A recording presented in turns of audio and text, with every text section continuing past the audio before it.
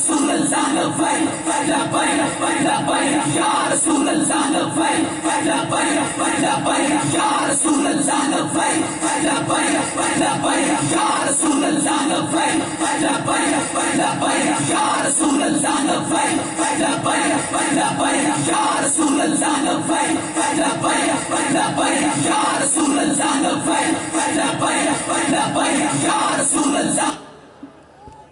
نحمده ونصلي ونسلم على رسوله الكريم اما بعد فاعوذ بالله من الشيطان الرجيم بسم الله الرحمن الرحيم.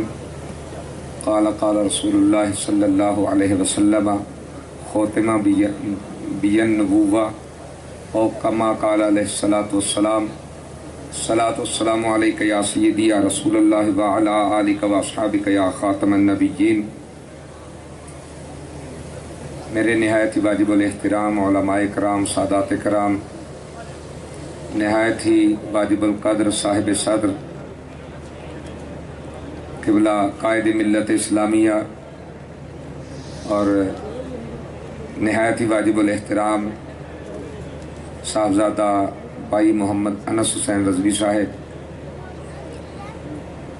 نہایت ہی واجب الاحترام اراکین شورا اور پیر سید ظہیر الحسن شاہ صاحب زیدہ شرفہ. سب سے پہلے میں مبارکباد پیش کرتا ہوں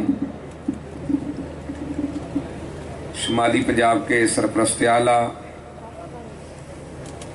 امیر محترم جناب پیر سید عنایت الحق شاہ صاحب کو اور ناظم اعلیٰ جناب حضرت علامہ مولانا غلام عباس فیضی صاحب کو اور ان کی پوری ٹیم کو، جنہوں نے اس عظیم الشان ختم نبوت کانفرنس بر موقع گولڈن جوبلی انہوں نے یہ انتظام و اہتمام کیا. اللہ رب العزت برکتیں عطا فرمائے. ایک دو باتیں آپ سے کرنی ہیں کہ جب قبلہ نورانی صاحب رحمۃ اللہ علیہ نے قرارداد پر تمام اراکین سے سائن کروا لیے تو جب جا کے سپیکر کو پیش کی وہ قرارداد تو پاس ذوالفقار علی بھٹو بھی بیٹھے تھے. تو ذوالفقار علی بھٹو نے کہا کہ نورانی صاحب آپ نے ہمارے لیے مشکل کھڑی کر دی ہے. آپ نے فرمایا وہ کیسے؟ تو کہنے لگے جب علماء نے فتویٰ دے دیا تھا قادیانی کافر ہیں تو بس بات ختم ہو گئی. تو اب لوگ یہ کہیں گے کہ پاکستان کی اسمبلی وہ ہے کہ جس میں اب یہ فیصلے ہو رہے ہیں کہ کون مسلمان ہے اور کون کافر ہے. آپ نے فرمایا یہ صرف مذہبی مسئلہ نہیں ہے، یہ سیاسی مسئلہ بھی ہے. تو بھٹو کہنے لگا کہ وہ کیسے؟ تو آپ نے فرمایا کہ اب تم وزیر اعظم ہو، اگر کوئی بندہ کسی اور جگہ پر اپنی کرسی رکھ لے اور کہے میں وزیر اعظم ہوں تو تمہارا اس بارے میں کیا خیال ہے؟ تو کہنے لگا دو باتوں میں سے ایک ضرور ہے، یا وہ پاگل ہے یا وہ آئین کا غدار ہے، کیونکہ مجھے ارکان پارلیمنٹ نے چنا ہے. تو آپ فرمانے لگے پھر سوچ، تجھے اراکین پارلیمنٹ نے چنا ہے تو جو تیرا انکار کرے وہ اپنی علیحدہ کرسی لگا کے اپنے آپ کو وزیر اعظم کہلائے، وہ آئین کا غدار ہے. اس کی سزا موت ہے. جس کو اللہ رب العزت خود چنے اور جو اس کے ختم نبوت کے تاج کو ہاتھ ڈالنے کی کوشش کرے پھر اس کی سزا کیا ہوگی؟ تو ذوالفقار علی بھٹو کہنے لگے ہاں میں آپ کی بات سمجھ گیا ہوں نورانی صاحب، میں بات سمجھ گیا.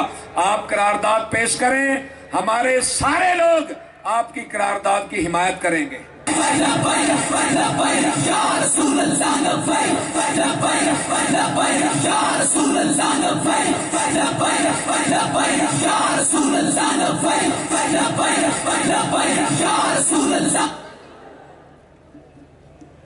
قرارداد پیش ہو گئی،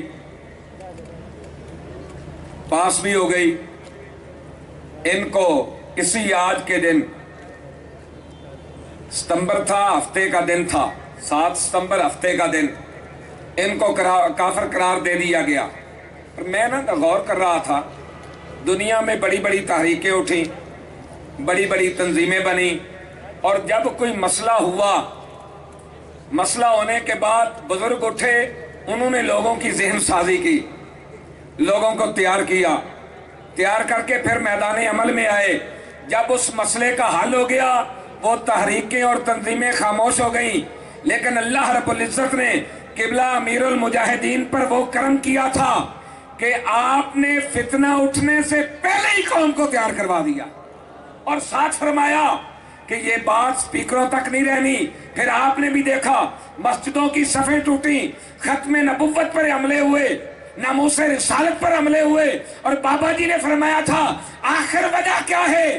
ہر بار کبھی کلیریکل غلطی ہوتی ہے، کبھی جمعناب زبان لڑکھڑا جاتی ہے، ختم نبوت کے معاملے پر ہی ایسا کیوں ہوتا ہے؟ بابا جی وہ شخص ہیں تاریخ میں جنہوں نے فتنہ اٹھنے سے پہلے قوم کو تیار کر کے میدان میں کھڑا کر دیا کہ آؤ میدان میں، اب تم نے ختم نبوت پہ بھی پہرا دینا ہے، ناموس رسالت پہ۔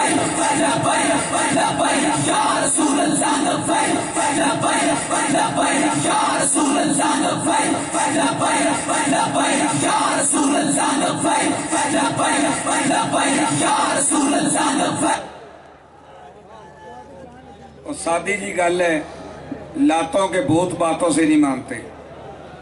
لاتوں کے بھوت ہے، یہ جو تحریک میں جان ہے نا، یہ مت کوئی سمجھے کہ جناب یہ میرے کردار کی وجہ سے ہے۔ کوئی بندہ اپنے ذہن میں یہ خیال نہ کرے کہ یہ میری محنت اور میرے کردار کی وجہ سے ہے۔ یہ ساری کی ساری تحریک میں جان بابا جی کے اخلاص کی وجہ سے ہے۔ بابا جی فرمایا کرتے تھے جو کام بے غرض کیا جاتا ہے اس کی جزا کچھ اور ہی ہے۔ تو اب وہ لوگ جو ختم نبوت پر حملے کی سوچ رہے ہیں، جو ناموس رسالت میں اپنی من مرضیوں کی سوچ رہے ہیں، اور جو ان کی پیچھے بیٹھ کر پشت پناہی کر رہے ہیں، اور آج جناب بڑے بابانگے دوہل کئی ایسے ہیں جو ختم نبوت کا کریڈٹ اپنے گلے میں ڈالنے کی کوشش کر رہے ہیں اور اس کے لیے بڑی بڑی باتیں کر رہے ہیں۔ ان لوگوں کو آنکھیں کھولنی چاہیے۔ چشمے فلک نے یہ نظارہ دیکھا، اگر 22 دن ختم نبوت کے لیے کسی نے میدان لگایا بابا جی کی قیادت میں تو تحریک لبیک یا رسول اللہ پاکستان ہے، اور اگر سپریم کورٹ کے اندر کسی نے پہرا دیا تو وہ تحریک لبیک یا رسول اللہ پاکستان ہے، اور اگر باہر سے اندر تک تاجدار ختم نبوت کے نعروں کی آواز پہنچ رہی تھی، جس میں اندر بیٹھنے والا یوں لرزہ برمدام تھا، تو الحمدللہ یہ نعروں کی آواز بھی تحریک لبیک یا رسول اللہ پاکستان کی تھی۔